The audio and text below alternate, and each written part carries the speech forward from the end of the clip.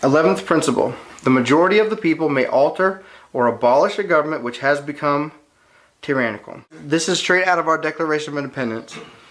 And we're getting a little bit into the thick wording here. But this is what it means. It says, prudence indeed will dictate that governments long established should not be changed for light and transient causes. In other words, don't just wake up in the morning and change the government that's been around for hundreds or thousands of years. Okay? And accordingly, all experience has shown that mankind are more disposed to suffer while evils are sufferable than to right themselves by abolishing the forms to which they are accustomed. In other words, people will generally put up with some stuff for a while. So in other words, don't go throwing off your governments lightly. And generally people will put up with a whole lot of bad things from their government for a pretty long time. That's what that first paragraph is saying.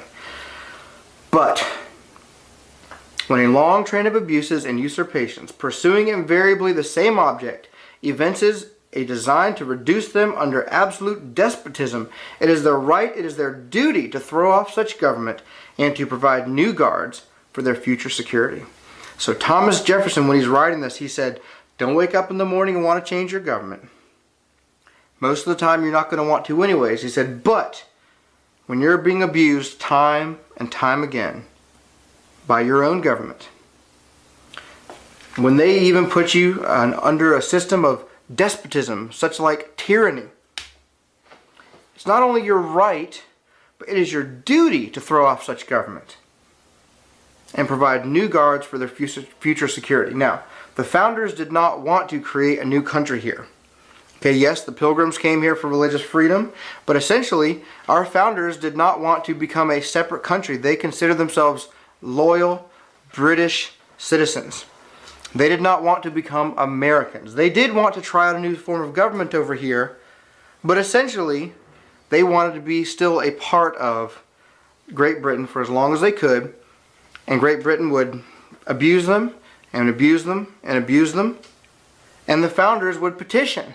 They would say, hey, please stop abusing us. Please stop doing this, and this, and this, and this. And they took it for a very, very long time, until it became very, very obvious that there was no peaceful reconciliation. So they could not wait any longer, and they said, okay, if that's what you want. So how many here have seen the Gadsden flag, the yellow "Don't Tread on Me" flag? What is that right there? What animal? Rattlesnake.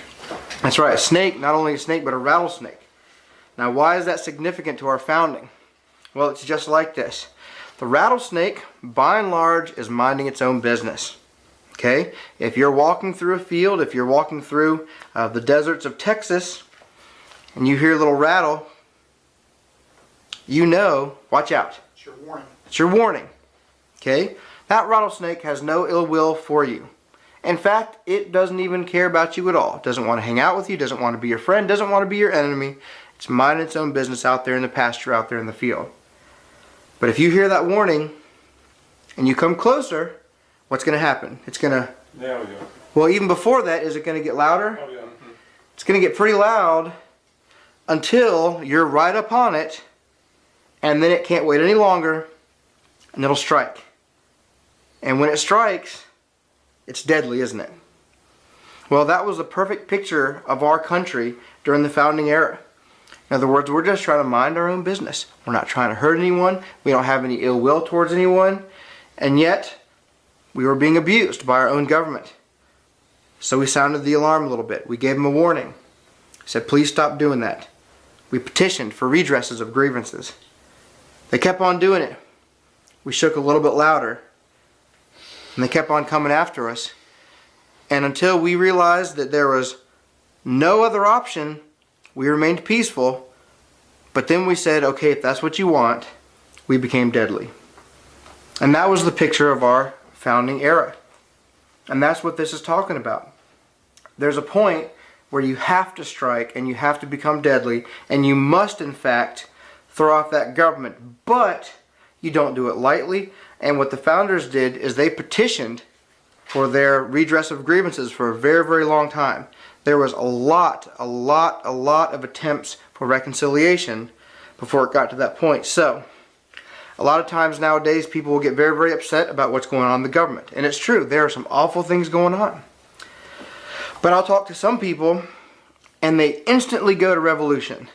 I mean, the first thing they say is, okay, I've got this many bullets, I've got this many guns, and what we're going to do is we're going to go over here, and we're going to do this, and we're going to do that. And I say, whoa, how about steps A through Y that you haven't talked about yet?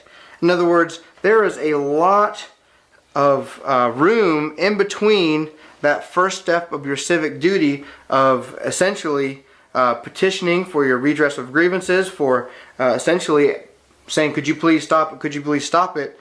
There's a whole lot between point A and Z. And yet a lot of people, they just go straight to Z.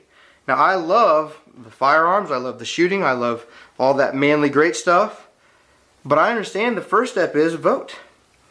We understand that after 2012, there was only about 30 million Christians, not just Americans, but Christians that voted out of 90 million Christians in America.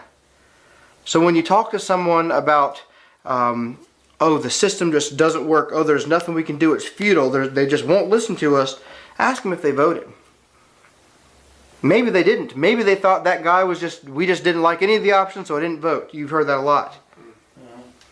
But a lot of people, maybe they voted once and their guy didn't win, so they said the system doesn't work.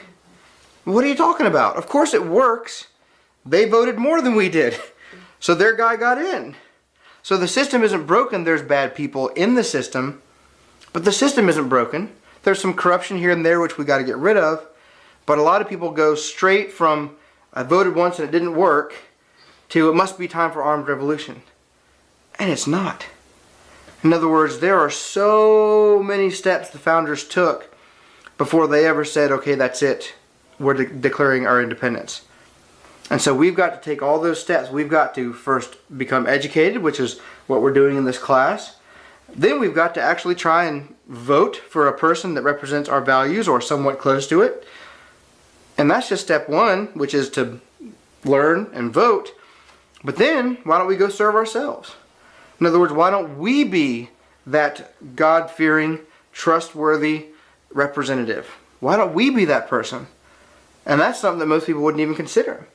So how can you talk about armed revolution or some sort of extreme situation when maybe you've done step one, vote, but you're not willing to do step two, which is serve? And there's a lot of points in between even voting and the things down here. For instance, try and get 10 of your friends to vote for the one that you think is a good person. Try and get 100 people. Go serve on a campaign. Go serve down there at the ballot box. Make sure it's all legitimate and non-corrupt.